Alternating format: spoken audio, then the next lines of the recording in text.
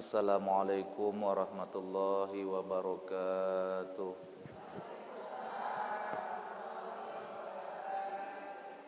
Alhamdulillah, nahmaduka ya Allah ya Jal Jalali wal Ikram.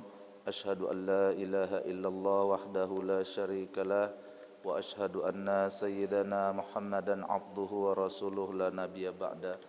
Allahumma salli ala sayyidina Muhammad wa ala alihi wa ashabihi da'aimil Islam. Yang pertama dan paling utama, saya mengajak diri pribadi dan kita semua untuk senantiasa bersyukur kehadirat Allah Subhanahu wa taala. Allah yang memberikan hidup dan kehidupan, dan Dia yang menjadikan mati dan kematian. Sesungguhnya Allah tempat kita berserah diri, dan Allah jualah tempat kita nanti kembali.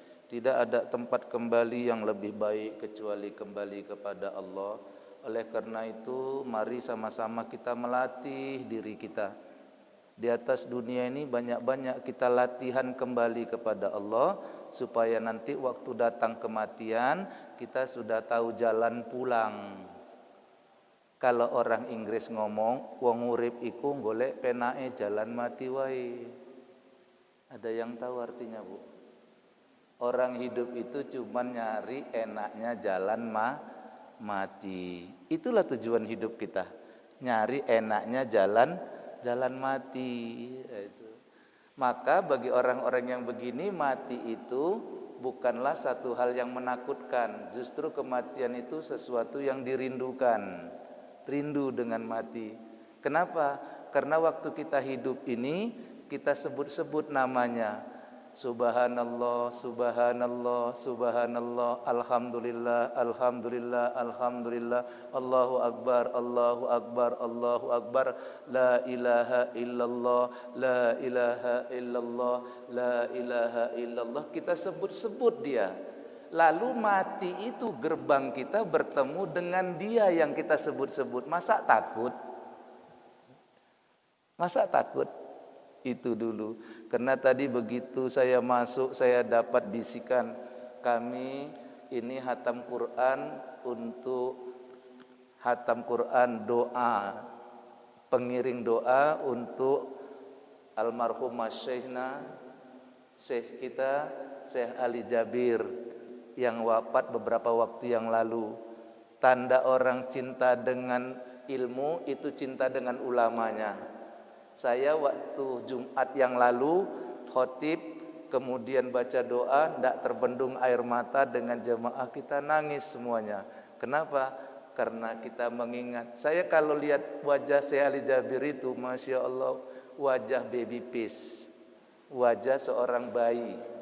Ya, coba lihat. Kalau kita ingat sekarang wajahnya, kita flashback kepada wajahnya, luar biasa.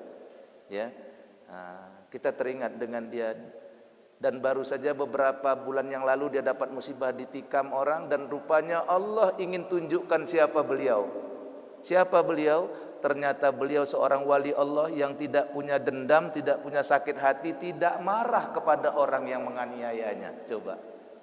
Ini kalau tidak wali Allah tidak bisa punya sifat seperti ini. Ditanya sama Deddy Corbuzier ya, apakah Syekh marah dengan yang menikam Syekh? Tidak. Apakah Syekh perlu tahu kenapa dia menikam Syekh? Tidak. Coba. Bahkan ketika orang yang menikam dia itu mau dianiaya oleh jamaahnya, dia yang melarang. Jangan, jangan, jangan, jangan. Kalau bukan seorang wali Allah, tidak mampu bersikap demikian. Itu agama yang keluar dari dia spontanitas, tanpa rekayasa. Enggak pura-pura baik dia. Dia enggak pura-pura jaim dia. Tapi begitulah adanya. Apa dia bilang? Qadarullah, qadarullah, qadarullah. Takdir Allah, takdir Allah, takdir Allah. Dan kata Nabi, likulli say'in haqiqah. Tiap-tiap sesuatu itu ada hakikatnya. Tiap-tiap sesuatu ada hakikatnya.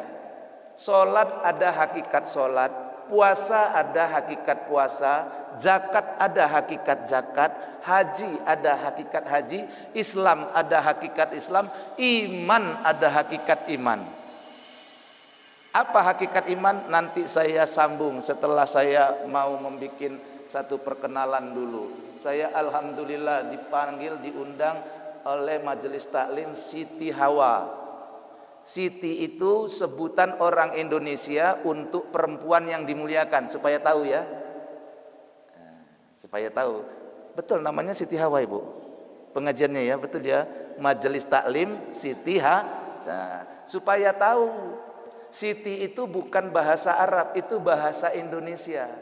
Kalau orang Arab membuat kepada wanita yang dimuliakan Sayyidah, Sayyidah Fatimah, ya, Sayyidah. Istri Rasul siapa yang pertama? Khadijah, Sayyidah Khadijah. Enggak ada Siti. Orang Arab enggak ngerti kalau kita bilang nanti Siti Hawa, Siti Hajar, enggak ngerti. Itu panggilan Siti itu orang Indonesia untuk perempuan yang dimuliakan. Paham kira-kira ibu-ibu? Saya ngajinya agak lambat-lambat, saya tengok remaja-remaja semua ini. Tahun 80, remaja 80. Jadi agak lambat-lambat sedikit ngajinya ya. Sret. Boleh minum dulu ibu? Alhamdulillah. Kalau ibu bilang enggak boleh, saya pulang terus tadi. Alhamdulillah karena boleh, saya minum dulu sebentar. Siti Hawa. Dan Hawa itu adalah nama bagi istri Adam yang tidak ada di Quran. Hawa itu nama istri Adam yang diberikan ulama. Jadi kalau ibu buka nanti, boleh saya jelaskan ini, boleh ya? Boleh ya bunda ya? Nah, supaya kita paham. Jangan sempat kita dengan nama kita pun nggak tahu. Sehingga orang ada salah kasih nama. Saya pernah dulu punya murid namanya Masya Allah, begitu saya absen murid saya itu namanya apa? Laila Majnun namanya. Tahu arti Laila Majnun? Malam yang gila. Saya tanya sama murid saya itu, saya kesini saya bilang, kamu tahu arti nama Laila Majnun? Enggak Ustaz. Siapa yang ngasih nama kamu Laila Majnun? Ibu saya Ustaz. Ibumu tahu artinya? Tidak. Terus enggak saya jelaskan. Kenapa ibumu mengasih nama ini? Rupanya dulu ada nama judul film Laila Majnun. Ibunya terobsesi dengan judul film itu. Benar enggak Bu, ada judul film Laila Majnun. Jadi kalau bahasa Arab jangan asal-asal juga. Tengok dulu artinya. Nah, itu artinya malam yang gila. Nah, Ibu, Siti Hawa itu, Siti itu panggilan orang Indonesia kepada perempuan yang dihormati, perempuan yang dimuliakan, Siti. Nah, kita memuliakan Hawa, maka kita bikin Siti Hawa. Hawa adalah nama istri Nabi Adam yang tidak ditulis nama Hawa di dalam Al-Quran. Dari mana nama Hawa? Hawa itu ulama tafsir yang mengatakan. Jadi kalau dalam Al-Quran yang disebut di situ istrinya, nggak disebut namanya. Bukalah Al-Quran, 6.666 ayat Al-Quran, 114 surah Al-Quran, 30 juz Al-Quran. Tidak ada nama Hawa itu adalah istri Adam, tidak ada. Yang ada zaujuha, istrinya. Lalu salahkah Hawa? Tidak. Ulama yang mengatakan bahwa ulama tafsir menafsirkan istrinya itu bernama Hawa. Nah, supaya ngerti ini. Jadi kalau ibu buka nanti Quran 6.000, enggak ada Hawa. Tetapi ulama tafsir yang mengatakan zaujaha, istrinya itu namanya Hawa. Datang orang Indonesia karena menghormati, memuliakan, ditambah Siti. Jadilah Siti Hawa. Hajar itu juga kita menyebutnya Siti Hajar. Berapa minggu yang lalu ya Mas Bol, kita di Siti Hajar. Hari ini di Siti Hawa. Berapa minggu yang lalu di Siti Hajar. Ini hari di Siti Hawa. Tapi bagi orang Jawa Siti itu bisa artinya tikus juga. Ya, nah itu ya. Nah, itu dari segi nama. Baik Ibu. Jadi Siti Hawa. Nah, itu nama yang diberikan ulama kepada istri Nabi Adam. Luar biasa. Ya. Nah, ibu-ibu menamakan majelis taklimnya Siti Hawa, ya. Mudah-mudahan kokoh seperti Siti Hawa. Kenapa Allah ciptakan Hawa? sebagai pendamping Adam. Adam tuh kesepian di surga. Surga itu luas, surga itu lapang, surga itu indah, kenikmatan itu ada di surga. Allah ciptakan Adam di dalam surga, tapi Adam belum merasa nyaman. Walaupun surga serba lengkap, walaupun surga itu sudah sangat indah, sangat luas, tapi Adam tidak merasa nyaman. Sampai Allah tahu bahwa Adam perlu pendamping, dan pendampingnya adalah Hawa. Makanya Allah jadikan makhluk itu Adam dan Hawa untuk melanjutkan keturunan manusia. Tapi kalau manusia sekarang ada pula Joko dan Andi berpasangan, tidak cocok. Harusnya Andi dan Siti. Nah, seperti itu. Baik ibu-ibu hadirin rahmati Allah Subhanahu wa taala, terkait lagi tadi mengenang Syekh Ali Jabir. Itu yang pertama, yang kedua apa tadi Bunda? Penumpang Sriwijaya. Huwallazi khalaqal mauta wal hayata liyabluwakum ayyukum ahsanu amala. Dialah Allah yang menjadikan kematian dan kehidupan. Liyabluwakum ayyukum ahsanu amala, untuk menguji kamu siapa yang paling baik amalannya. Wa huwal azizul ghafur, dan dialah Allah yang maha perkasa lagi maha pengampun. Allah jadikan yang pertama mati, barulah Allah jadikan kehidupan. Bukan hidup dulu baru mati, tapi mati dulu baru hidup. Kita ini mati dulu baru hidup. Kalau sudah hidup, mati itu cuman rasa. Yang lama itu bukan mati, yang lama itu hidup setelah mati. Jadi hidup ini Bu, kita dulu mati. Kalau kita tengok Al-Qur'annya yang saya bacakan tadi, kok mati dulu baru hidup? Harusnya kan hidup dulu baru mati. Tidak, ternyata betul. Allah jadikan mati dulu baru hidup. Artinya tadinya kita tidak ada, mati itu tidak ada. Tadi kita tidak ada, maka diadakan Allah. Kita hidup setelah kita mati, awalnya nggak ada, jadi ada, hidup. Kullu nafsin dha'iqatul maut. Tiap-tiap yang bernyawa akan merasakan mati. Mati itu tidak sampai 1 detik. Mati itu hanya sepersekian ribu detik saja. Pindah tempat saja. Hidup di atas dunia, gerbangnya hidup di barzah itu adalah mati za'iqah. Tiap-tiap yang hidup akan merasakan mati. Mati itu rasa. Ya Ibu, mati itu rasa. Ibu rasa haus, minum, hausnya hilang. Ibu rasa lapar, makan, laparnya hilang. Ibu rasa ngantuk, tidur, ngantuknya hilang. Ibu hidup, rasa mati, hidup lagi. Jadi mati itu rasa saja. Makanya kalau orang udah belajar ke sini nggak takut mati. Mati itu rasa. Habis ngerasakan mati, hidup lagi. Makanya za'iqah. Tanya orang-orang yang paham bahasa Arab, za'iqah itu apa artinya? Rasa. Jadi mati itu rasa. Setelah hidup, ngerasakan mati, hidup lagi. Lapar, makan, kenyang. Kan rasa saja kan? Ibu ngantuk, rasa ngantuk. Tidur, hilang ngantuknya. Begitu juga mati. Hidup, datang rasa mati, seret, hidup lagi. Di barzah. Maka kalau ada orang bilang mati itu tidur panjang, itu keliru. Mati itu sebentar. Streset sebentar aja. Hidup lagi di barzah.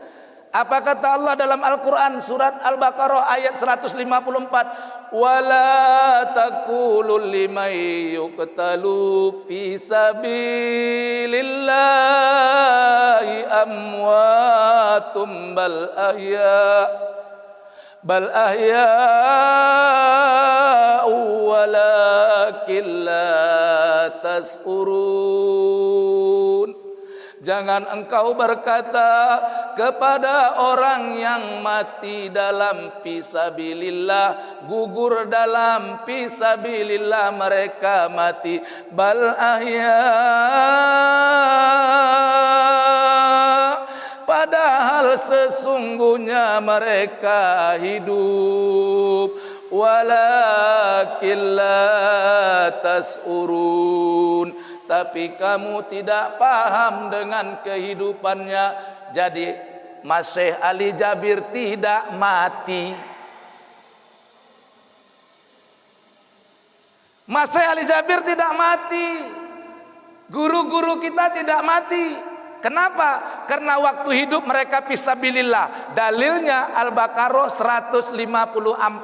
Wala taqulul liman yuqtalu fisabilillah. Jangan engkau mengira orang-orang yang gugur di jalan Allah mereka mati, padahal mereka sesungguhnya hidup. Syekh Ali Jabir sewaktu hidup dia berjuang untuk agama kesana kemari. Itu kata Nabi, orang yang mengajar agama dan belajar agama jihad fisabilillah. Yang belajar jihad fisabilillah kata Nabi, yang mengajar dan yang belajar sama-sama jihad fisabilillah.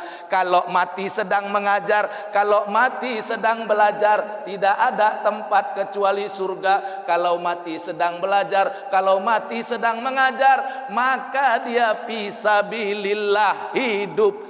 Walakin la tasurun, tapi kamu tidak paham kehidupannya. Makanya kalau ada orang mati kita doakan apa?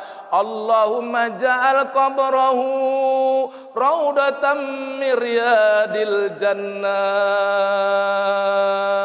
wala taj'al qabrahu hufratan min huffarin niran. Ya Allah, jadikan kuburnya taman-taman surga ya Allah, dan jangan jadikan kuburnya sebagai lubang-lubang neraka ya Allah. Kalau orang mati ngapain kita doakan kayak gitu? Hidup mereka. Emak kita yang mati apa? Ya Allah, ampunkan dosa emak saya ya Allah, ampunkan dosa ayah saya. Berlinangan air mata wak memintanya, kata Allah, barang siapa orang yang berlinangan air mata meminta kepadaku, niscaya malu aku menolaknya. Allah malu nolak kalau kita nangis.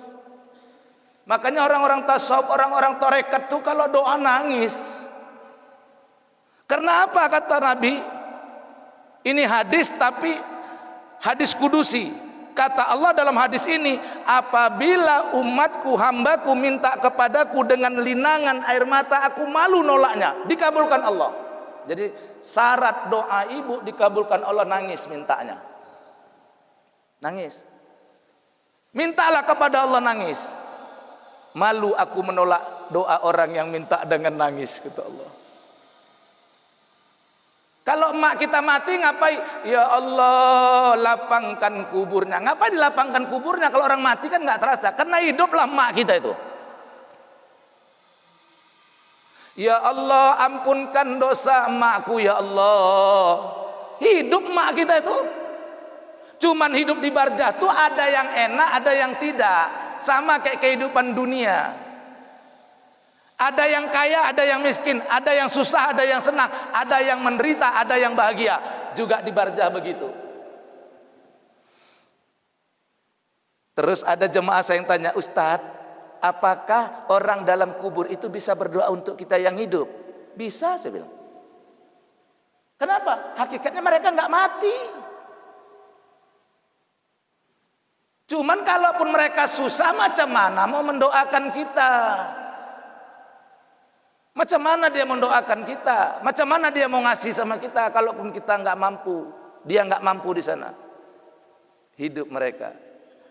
Makanya di dalam hadis Rasul, orang yang masuk ke dalam kubur tuh, jika seorang anak yang masuk, orang tuanya ada duluan, orang tuanya bertemu mereka tuh dalam kubur tuh, hidup mereka. Kalau mati mana ketemu? Hidup mereka itu ketemu. Kita kalau masuk kubur apa kata Nabi? Ucapkan salam. Assalamualaikum ahlad diyar, assalamualaikum ahlal kubur. Kita doakan, kita ucapkan salam. Selamat atas kamu semua penghuni kubur. Jawab salam itu wajib. Maka orang itu menjawab sebenarnya, waalaikumsalam. Cuman kalian nggak dengar. Kalau kalian dengar nggak mau lagi kalian nanti ziarah kubur. Waalaikumsalam warahmatullahi wabarakatuh. Kalian angkat selop kalian cicing. Mari. Jawab mereka cuman nggak dengar. Makanya itu ada bahasa hati. A'udzubillahi minasyaitonirrajim. Aku berlindung kepada Allah dari godaan setan. Maka hindarkan godaan setan. Ucapan ini kalau diucapkan sama orang yang melakukan perbuatan setan, setannya bukan malah lari, setannya malah suka, seneng. Habis pulang main judi, dari kafe lagi mabuk, lewat kuburan Cina malam Jumat Kliwon. Hujan gerimis rintik-rintik, bulu kuduknya naik, reset naik bulu kuduknya. A'udzubillahi minasyaitonirrajim, makin merinding. A'udzubillahi minasyaitonirrajim, makin takut. A'udzubillahi minasyaitonirrajim, angkat kaki, ambil sendal jepit lari. A'udzubillahi minasyaitonirrajim sambil lari. Kenapa? Setannya enggak pergi. Apa kata setannya? Alah sekarang a'udzubillahi minasyaitonirrajim. Tadi waktu minum tua sama-sama aku katanya. Enggak lari. Makanya setan, Bu, ada yang di luar diri kita, ada dalam diri kita. Kata Nabi, setiap bulan Ramadan datang, setan semua diikat. Semua setan dibelenggu. Lalu ada orang tanya, Ustadz kalau gitu kenapa di bulan Ramadan ada orang yang enggak puasa? Tapi setannya sudah dibelenggu. Setan yang dibelenggu, yang di luar diri kita, yang di dalam diri kita, lebih ngeri lagi. Dalam diri kita ini ada perang itu antara setan dan kemalaikatan dalam diri kita. Masya Allah, Ibu.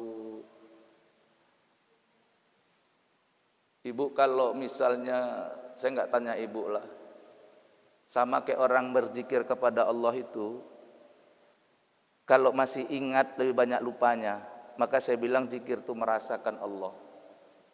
Nah, itu dia. Ibu ya. Jadi Syekh Ali Jabir tidak mati.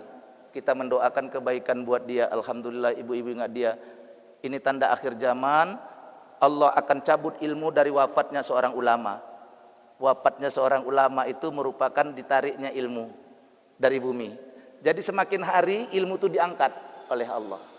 Dengan lewat meninggalnya wafatnya seorang ulama. Nah, mudah-mudahan dengan hataman Quran kita. Jadi sebenarnya hatam Quran ini kita mendoakan, yang sampai itu doa kita. Hataman Quran ini ibaratnya, kalau surat ini perangkonya, hataman Quran ini ibaratnya adalah kuotanya. Artinya apa? Inilah pengantarnya. Karena kata Nabi, iringi doamu dengan perbuatan baik.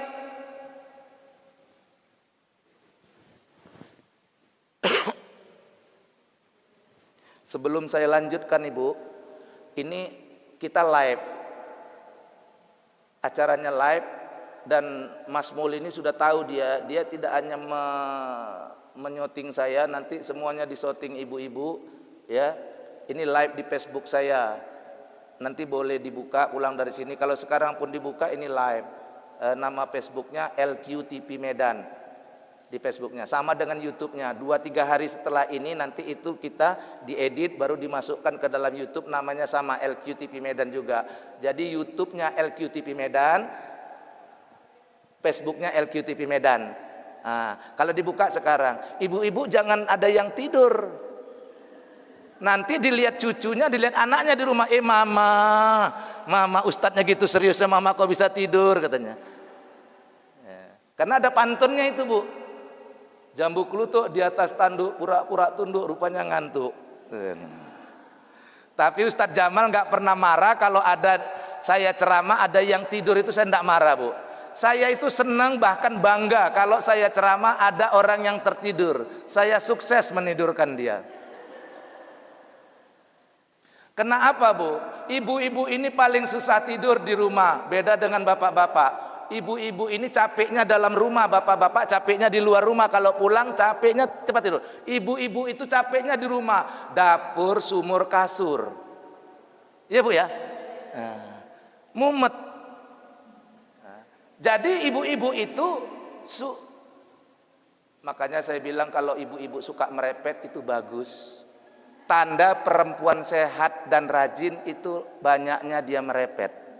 Semakin banyak perempuan itu merepet menandakan dia rajin dan sehat. Perempuan yang nggak pandai merepet itu dua, kalau nggak bisu lagi sakit keras. Saya bilang ibu-ibu ini, tapi ibu-ibu nanti saya ajar. Ini kan saya baru sekali masuk sini. Saya ada tips merepet syariah. Nah, nanti saya ajarkan, itu pun kalau dipanggil lagi. Merepet syariah. Belum ada, Bu. Yang ada leasing syariah, bank syariah banyak. Tapi merepet syariah belum ada. Nanti tak ajarin. Dari hasil survei di rumah sakit, hasil survei bahwa perempuan itu ternyata lebih sedikit kena stroke dibandingkan laki-laki. Boleh periksa rumah sakit, ibu tengok pasien stroke-nya banyakan laki-laki apa banyakan perempuan? Banyakan laki-laki. Banyak laki-laki. Perbandingan hampir 10 banding 90%. Kalau ada 10 pasien stroke, itu 9 laki-laki, cuma 1 perempuan. Setelah diteliti, ternyata kenapa perempuan lebih sedikit kena stroke? Karena perempuan selalu menterapi dirinya dengan merepet. Jadi merepet itu, betul ini, Bu, ini betul. Orang yang kena darah tinggi, tiba-tiba pembuluh darah pecah, itu karena perempuan itu memendam. Nggak keluar. Orang yang memendam itu bahaya. Makanya ada dulu bilang orang, diam-diam makan enggak, diam-diam makan dalam, diam-diam stroke. Kenapa nggak merepet? Kalau merepet hilang itu. Itu tengok. Saya bilang sama anak saya, nak, kalau kamu mau cari perempuan yang rajin kerja, lihat pinter nggak dia merepet. Itu perempuan yang rajin kerja itu, Bu, pas rajin merepet sambil nyuci. Memanglah ayah kalian ini pakaian kayak gitu. Sambil motong cabai pun gitu. Ih, cabai sekarang kok mahalnya kalau udah mau hari raya. Merepet. Nyapu pun gitu. Itu pertanda perempuan sehat. Maka ibu-ibu kembangkan terus gaya merepetmu. Betul. Itu yang kena stroke itu perempuan-perempuan yang nggak pandai merepet. Maka merepetlah. Nanti tak ajari kalian cara merepet syar'i. Merepet syariah. Ada Ustadz? Ada. Susah, Bu, kalau istri nggak pandai merepet. Saya bilang sama bapak-bapak, Pak, mana pilih? Istri suka merepet, jarang beli obat. Istri nggak pandai merepet, bolak-balik beli bodrek. Pilih istri yang suka merepet. Walaupun kuping sakit, uang nggak banyak keluar. Nggak banyak keluar, biar aja kuping. Saya bilang sama mama anak saya, kalau istri saya merepet apa saya bilang? Biarkan mamamu lagi mengobati dirinya, tak bilang. Keluar, Bu, marah itu, ya kan? Keluar, plong. Makanya kan, udah puas hatiku, udah merepet. Betul, saya nggak marah perempuan suka merepet. Saya kalau ada ibu-ibu yang tidur di sini saya senang, karena perempuan itu susah tidur di rumah. Baru mau tidur, anaknya datang, yang punya cucu, cucunya datang ganggu. Baru mau tidur jam 9, jam 10 suaminya pun mengganggu. Jadi, ya, bagus. Nah, jangan nggak pandai merepet. Ibu kalau punya menantu nanti, ibu punya anak perempuan atau ibu punya anak laki-laki dulu lah. Kalau ibu punya anak laki-laki, ibu pesan ibu kepada anak ibu yang laki-laki, carilah istri yang apa, Bu? Yang pandai merepet, bagus. Yang soleha. Jangan kayak orang dulu.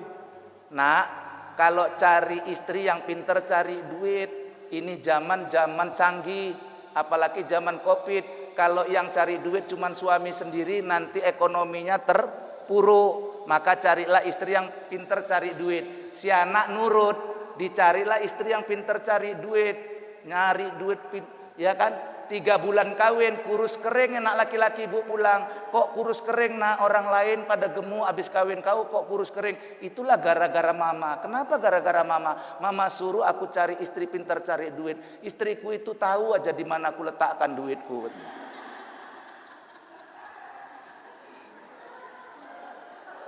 Salah siapa ayo? Salah siapa? Oh, di sini rupanya ya, itu. Jadi cari istri yang soleh. Saya bukan nyindir ibu-ibu. Ibu-ibu kan ketawa, berarti bukan. Ya kan itu.